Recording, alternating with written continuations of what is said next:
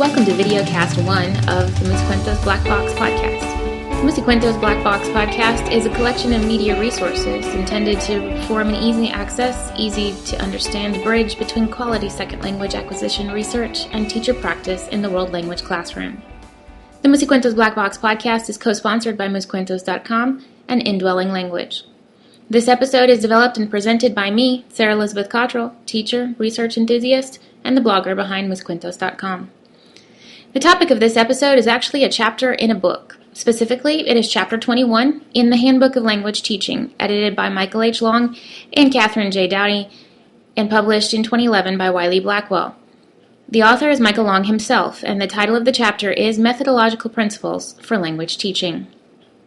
Michael Long is a professor in the prestigious Second Language Acquisition Department at the University of Maryland, where you'll find others on the list of who's who in second language acquisition research, most notably Kathy Dowdy and Robert DeKaiser, and Long, of course. You'll find at least one of these guys cited in almost every published peer-reviewed SLA article in the last many, many years. I have a ton of respect for Long because of his arrogant humility. He's willing to say, hey, I could be wrong here, but let's explore it anyway.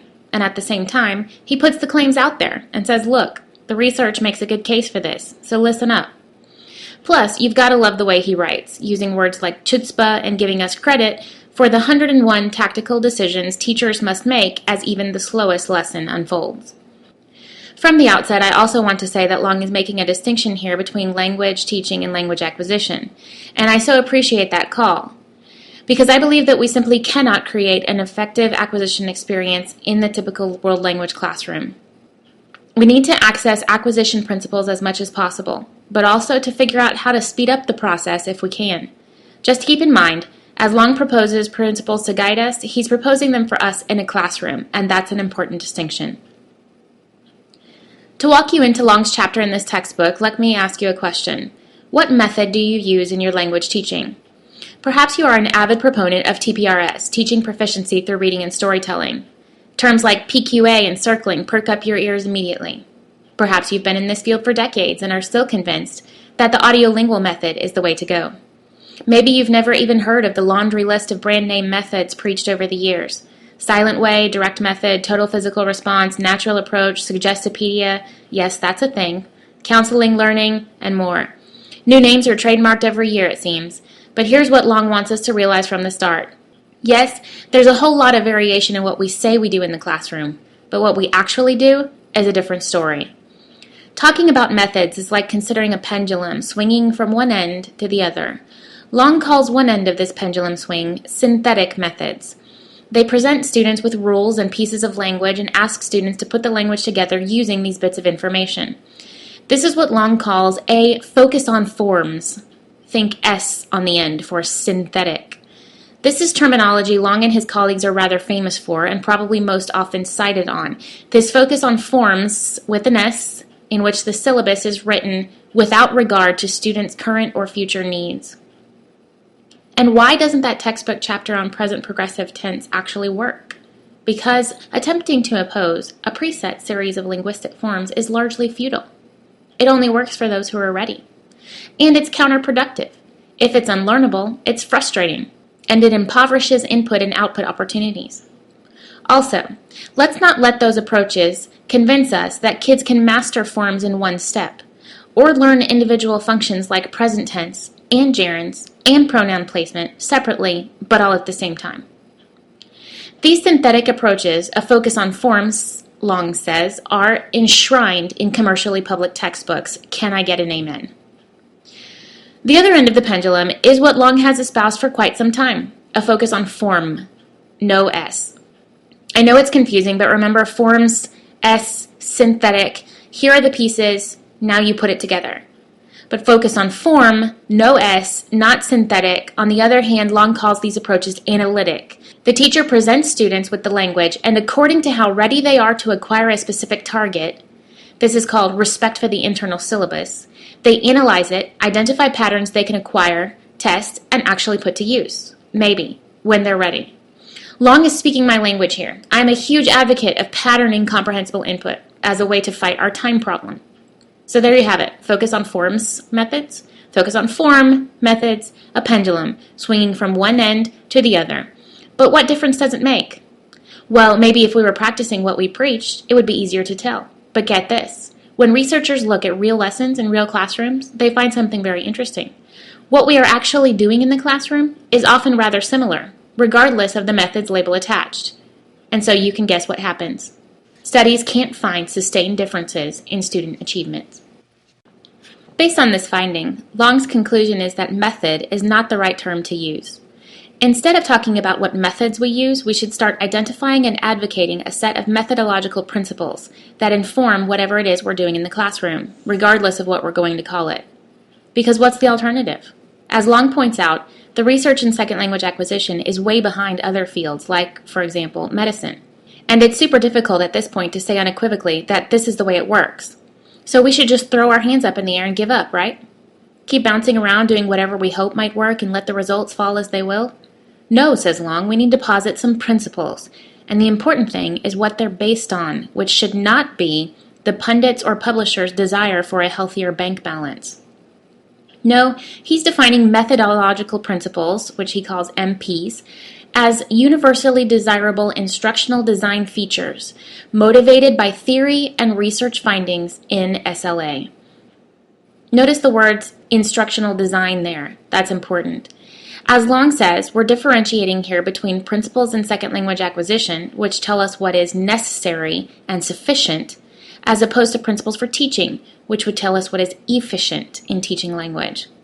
It's time to admit that acquiring a second language via a natural process takes way, way longer than your average student has time for. So it's either give up or put up. That is, put up some principles that might really help those average kids acquire some real communicative skills more efficiently. And when you identify a principle, an MP, then it's got to have an EC, that is, evaluation criteria. Such as, 1, will a strong theory predict it? Or how about 2, do some solid studies support it? Then there's 3, is it consistent with research in other fields? We're allowed to do that because learning involves a lot of fields, and we can't just sit around waiting for good, highly specific SLA research to come in. Even after all these 40-odd years of research, it's so hard to find studies that are effectively and convincingly conducted in a classroom setting, or that, in a point that particularly frustrates me, talk about learning over any impressive length of time.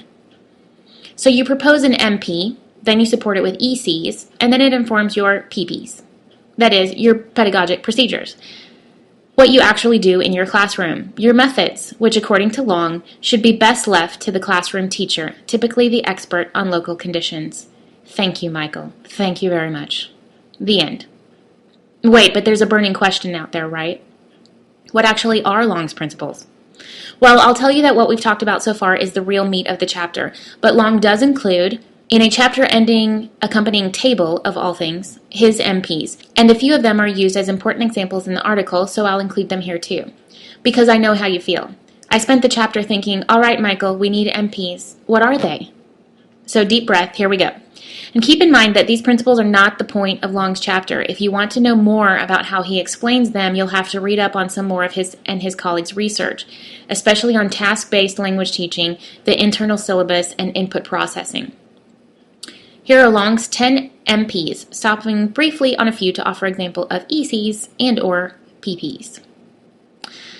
Number 1, use the task, not the text, as the unit of analysis. Number 2, promote learning by doing. Number 3, elaborate input. That is, do not simplify, do not rely solely on authentic texts. Number 4, provide rich, not impoverished input. Number 5, encourage inductive or chunk learning. Number 6, focus on form. This is Long's baby, right? So we'll stop for some of his evaluation criteria. Here's what we've learned from the research. Hands-off exposure to rich input is insufficient. We need to help learners focus on form. Research shows only the most talented learners can achieve high-level communicative ability in less than immense amounts of time. If there's no good reason not to provide instruction, then why not do it? Because studies show, especially for adults, and when we're teaching something that's a fine point, called a target with low saliency, then instruction speeds up acquisition. It's intuitive. You've seen it and thought it, and research supports it. Sometimes telling them this is the way it works actually does help. But don't get Long and me wrong. Focus on form isn't a return to grammar instruction. It's entirely reactive. It's noticing what they're noticing and letting them tell you what they're ready for and reacting by letting that guide your classroom focus. Okay, onward. Number 7, provide negative feedback. Long returns to this example quite a bit, and we'll use it here to illustrate a pedagogic principle, a PP. I'm not going to go into the research, but there's a lot of it on a whole lot of different kinds of error correction. But we can say with some authority that negative feedback of some kind is helpful. But how and what kind of error correction should you be doing? Well, you're the expert there. How you correct the error depends on what the target feature is, and what kind of error it was, and how old the learner is. If you have an adult needing some help with a really abstract target structure, they could benefit from some explicit correction, but the very same correction would be a total waste of time on a kindergartner. You're the expert on your class. You choose how this informs your PPs. Number 8, respect the learner syllabus or developmental processes. More evaluation criteria here. The crucial relevant findings are that learners, not teachers, have control over their learning. There is robust research on the learner's internal syllabus, what interlanguage stage they will be at, what they're ready for, regardless of what you or the textbook want them to be ready for. What we do in the classroom is completely constrained by what they're ready for, so let's build our curricula accordingly. Number 9, promote cooperative and collaborative learning, and number 10, individualized instruction. As Long writes, these MPs may be wrong, but they're defensible. Have you got anything better? Long says no, we can't say this for sure, but we can say it with some real support, so let's say it. Then let's teach like it, and as the research comes in, we can adapt. So instead of asking about what methods you use, what if I asked you this one? What methodological principles underlie what you're doing in the classroom? What's your evaluation criteria? And are you okay with letting other teachers decide their pedagogic procedures, since they're the experts in their own classrooms? For more information about the Musicuentos Black Box podcast collection of resources, including ways that you can help keep this resource available to teachers everywhere, visit musicuentos.com/blackbox.